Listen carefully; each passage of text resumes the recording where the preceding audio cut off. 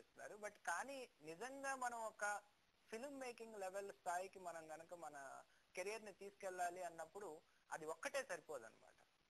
దాంతో పాటు మనకి ఒక సినిమాటోగ్రఫీ మీద అవగాహన ఉండాలి, ఒక స్టోరీ మీద అవగాహన ఉండాలి, స్టోరీ టెల్లింగ్ మీద అవగాహన ఉండాలి, అలాగే ఈ డిజైనింగ్ ఆస్పెక్ట్స్ మీద పూర్తి అవగాహన ఉండాలి, ప్లస్ మనకి ఎడిటింగ్ అంటే ఏంటి, ఎంత ఇది. సో ఇట్లా ప్రతి దాని మీద మనకి అవగాహన ఉన్నప్పుడు మాత్రమే మనం దీనిలో మంచి పొజిషన్కి వెళ్ళగలుగుతాం. అంటే చాలా మంది విద్యార్థులకు ఇలా అన్నింటి మీద అవగాహన ఉండదంటారా? ఖచ్చితంగా. వాళ్ళు ఎట్లా అంటే నేర్చుకునేటప్పుడే ఈ ప్రాబ్లం అండి. నేర్చుకునేటప్పుడు ఏం చేస్తారంటే ఓన్లీ ఒక సాఫ్ట్వేర్ నేర్చుకుంటే సరిపోతుంది, అక్కడ దాకా నాకు ఉద్యోగం వచ్చేస్తుంది, చెప్పే వాళ్ళు కూడా అట్లాగే చెప్తూ ఉంటారు. కానీ నిజం దగ్గరకు వచ్చేటప్పటికి ఏంటి అంటే, ఇప్పుడు మనం ఒక యానిమేటర్ అవ్వాలి అనుకున్న వ్యక్తి యాక్టింగ్ తెలిసి ఉండాలి. ఈ యాక్టింగ్ అనేది కూడా మనం నేర్చుకోవాలి, ఆ కోర్సులో భాగం అది.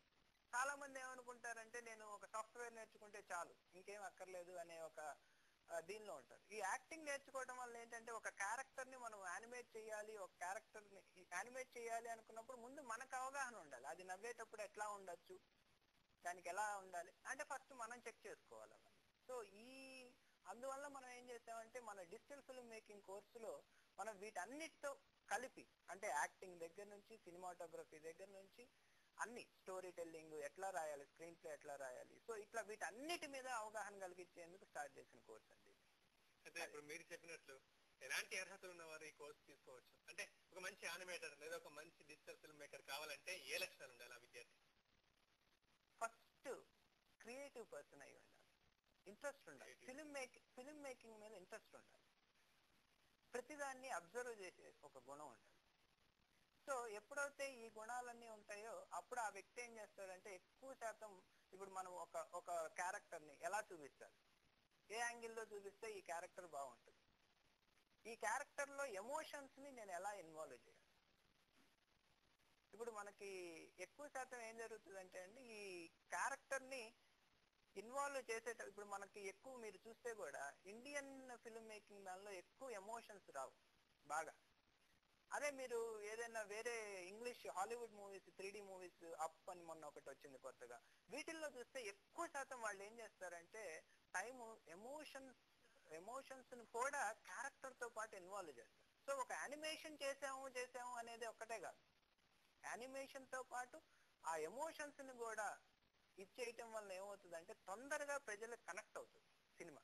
సాయి కుమార్ గారు, ఫస్ట్ కలర్ రెడీగా ఉన్నారు. మార్తి కుమార్ గారు నమస్కారం అండి. నమస్కారం అండి. అడగండి మీ సందేహం ఏంటో సాయి కుమార్ గారిని. చెప్పండి. Hello Sai Kumar sir. చెప్పండి. నేను యానిమేషన్ చేయాలనుకుంటున్నానండి. తప్పకుండా అండి. మీరేం చదివారండి? నాది ఇంటర్ పూర్తయిందండి. తప్పకుండా మీరు చేయొచ్చండి. మీరు ఒక్కసారి కనుక మా స్క్రీన్ మీద కనబడుతున్న నెంబర్లకి ఫోన్ చేస్తే మీకు పూర్తి డీటెయిల్స్ వస్తాయండి.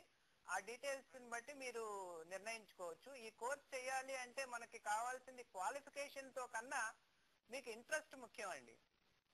సో మీరు క్రియేటివ్ ఆస్పెక్ట్స్ కొంచెం నాకు అవగాహన ఉంది, నాకు ఫిల్మ్ మేకింగ్ మీద ఇంట్రెస్ట్ ఉంది, యానిమేషన్ అంటే ఇంట్రెస్ట్ ఉంది, విజువల్ ఎఫెక్ట్స్ అంటే ఇంట్రెస్ట్ ఉంది, అట్లా మీరు అనుకుంటే తప్పకుండా ఈ రంగంలో మీరు ఖచ్చితంగా మీకు మంచి లైఫ్ ఉంటుందండి.